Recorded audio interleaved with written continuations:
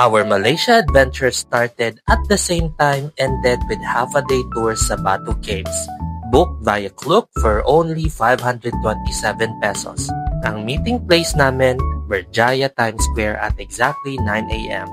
Di nagtagal, mga 20 minutes lang na-reach na namin ang mystical Batu Caves. Part din ng tour package namin ang pagbisita sa Batik, Malaysia. Ang galing lang makita kung paano nila ginagawa ang amazing art sa textiles. Super fascinating.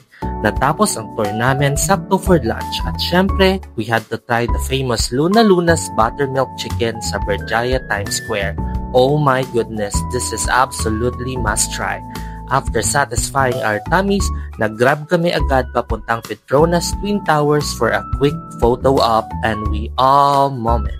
Bago kami dumiretso sa airport to catch our flight back to Singapore. Kung bet nyo ang ganitong klaseng travel content, i-check nyo na ang full video sa aking YT channel. Link in a bio.